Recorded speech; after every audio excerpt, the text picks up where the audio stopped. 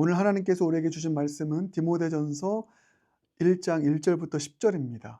오늘 4절까지 읽겠습니다. 살아계신 하나님 말씀입니다.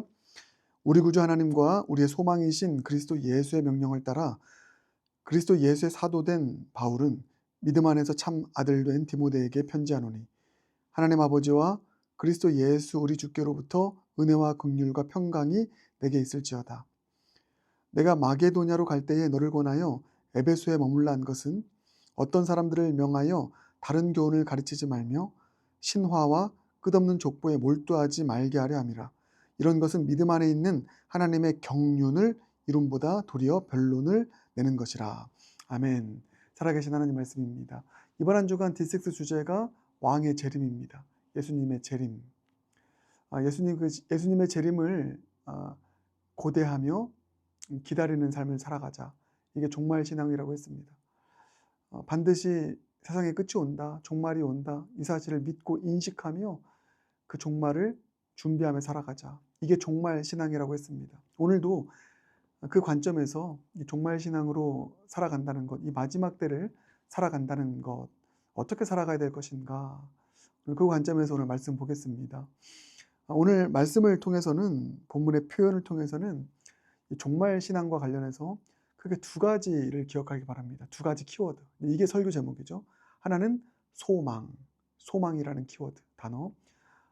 또 하나, 두 번째는 경륜입니다. 경륜. 그래서 소망과 경륜. 이 소망과 경륜이 오늘 설교 제목이죠.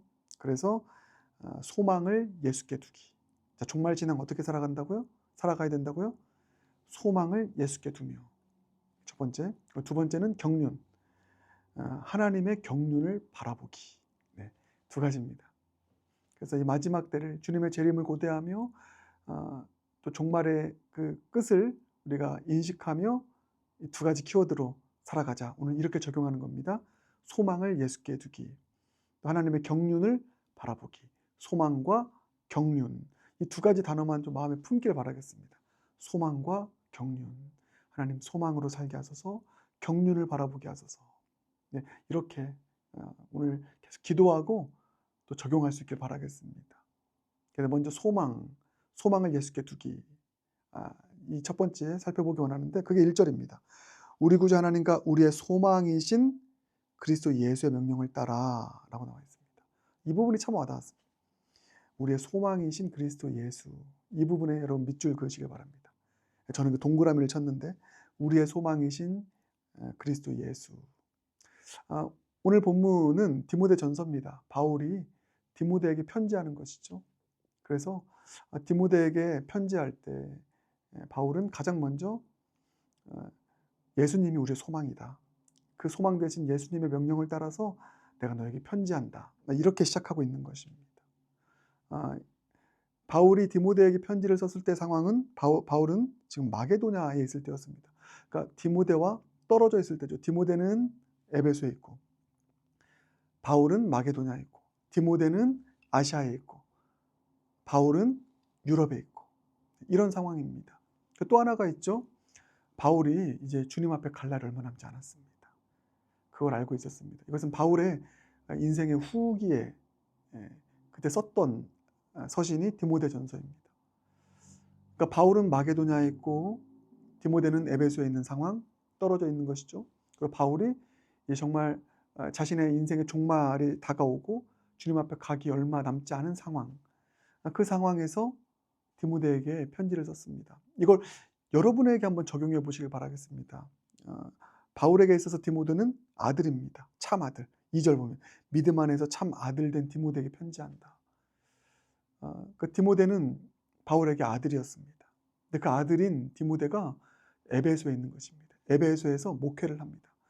그런데 여러 성경 본문을 보면 그 에베소는 맹수가 들끓는 곳이다. 엄청나게 어려운 환경 속에서 목회를 해야 됩니다. 바울은 마게도냐에 있습니다. 또 주님 앞에 갈 날이 얼마 남지도 않았습니다. 얼마나 염려되고 물가에 내놓은 자식처럼 가슴이 참 절절매겠습니까? 절절하겠습니까? 근데 그때 저는 그래서 이 부분이 저에게 많이 와닿았습니다. 바울이 믿음의 참 아들 된 디모데에게 에베소에서 그렇게 험악한 곳에서 목회하며 살아가야 될 디모데에게 바울이 이렇게 첫 시작을 하는 것입니다.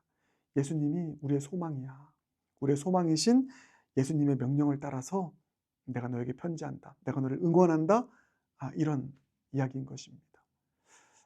바울에게는 소망이신 예수님이 큰 의미였을 것입니다. 디모데, 어떻게 바울이 에베소를 갈 수 있겠습니까? 못 가죠. 또 바울은 이제 주님 앞에 갈 날이 얼마 남지 않았습니다. 바울은 디모데를 소망이신 예수님께 맡긴 것입니다.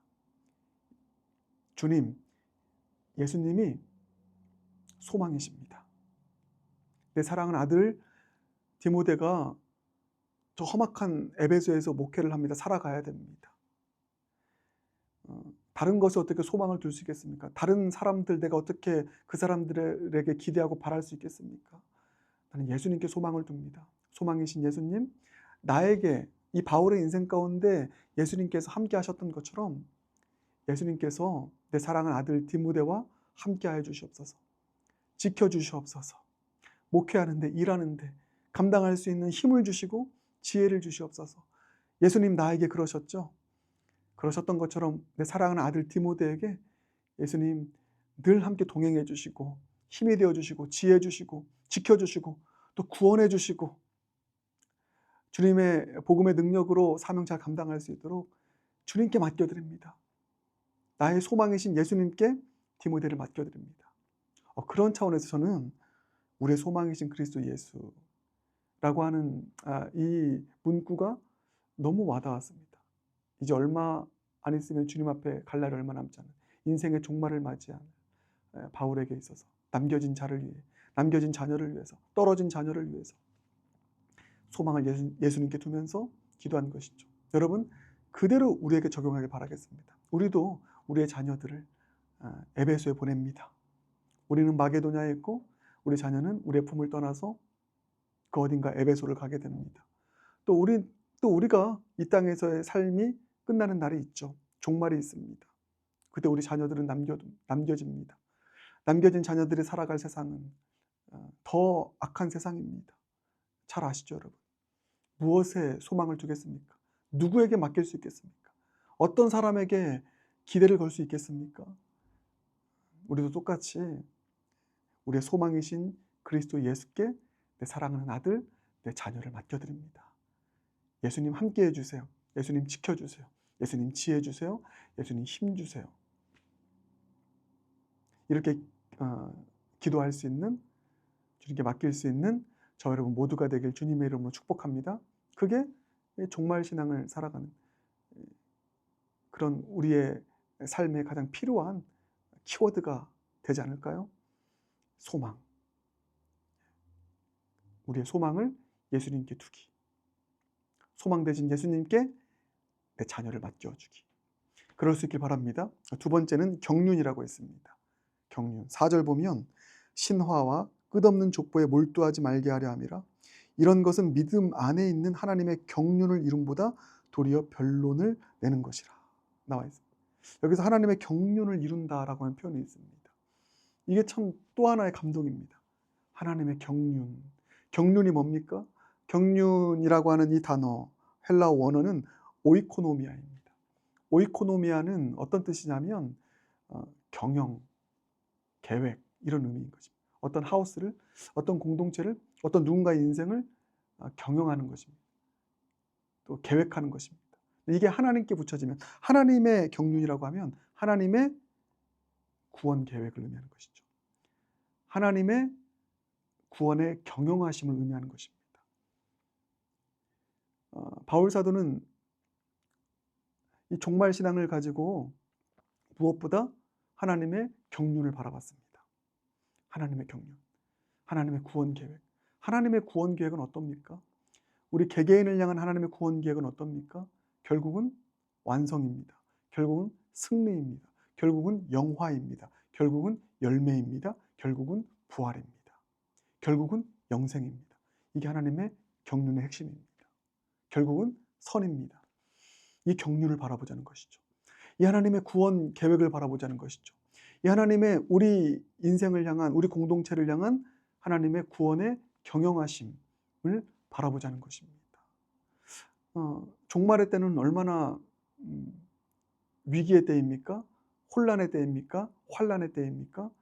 많은 사람들이 이 종말의 때에 넘어집니다. 세상의 끝날이 가까울수록 전쟁은 더 많이 터지고 사람들의 사랑은 식어져 가고, 예, 주일날도 배웠죠. 여러 가지 많은 어려움들이 있습니다. 넘어지기도 하고 삶이 더 어려워지기도 합니다. 핍박도 당합니다. 그렇기 때문에 세상의 끝이 다가올수록 우리의 삶은 소망이 없는 것 같습니다. 그때 우리가 무엇을 해야 되겠습니까? 그 사건에, 그 어려움에 함몰되지 말고, 마치 독수리가 창공 위에 올라가서 끝을 바라보는, 그 비전을 가지고 바라보는 것처럼 하나님의 전체적인 구원의 경륜을 바라보는 것입니다. 하나님의 경륜, 구원 계획, 하나님의 경영하심. 결국은 선이다. 결국은 승리다. 결국은 영화이다. 결국은 부활이다. 결국은 영생이다. 이 하나님의 구원 경륜이요, 우리 모두에게 적용되는. 그래서 여러분, 창공을 향해 비상하시길 바랍니다. 기도를 통해서 하늘 위로 비상하길 바랍니다. 그리고 이 하나님의 구원 경륜을 바라보길 바라겠습니다. 아무리 지금 삶이 힘들고 어려워도 하나님의 구원 경륜, 하나님의 이 경륜을 바라보며 이 마지막 때를 살아갈 수 있는 저와 여러분 모두가 되길 주님의 이름으로 축복합니다. 기도하겠습니다. 사랑의 주님, 이번 한 주간 종말 신앙에 대해서 배우게 됩니다. 오늘 특별히 소망과 경륜이라는 키워드를 우리에게 선물하심 감사합니다. 우리의 사랑하는 자녀들, 우리와 떨어져서 에베소에서 살아가는 자녀들, 그 자녀들을 소망이신 예수님께 맡겨드립니다. 우리에게 그리하셨던 것처럼 소망 되신 예수님, 우리의 자녀들 함께 해주시고 지켜주시고 힘주시고 지혜 주셔서 이 종말의 때 승리하며 살아가는 자녀들 되게 하여 주시옵소서. 하나님의 경륜을 바라봅니다. 환난도 많고 힘든 일이 있지만 하나님의 구원 계획, 결국은 선이고 결국은 부활이고 결국은 영생이고 결국은 구원이고 결국은 영화인 하나님의 이 경륜 바라보며 낙심하지 않고 소망 가운데 살아가는 모두가 되게 하여 주시옵소서. 예수님 존귀하신 이름으로 기도드립니다. 아멘.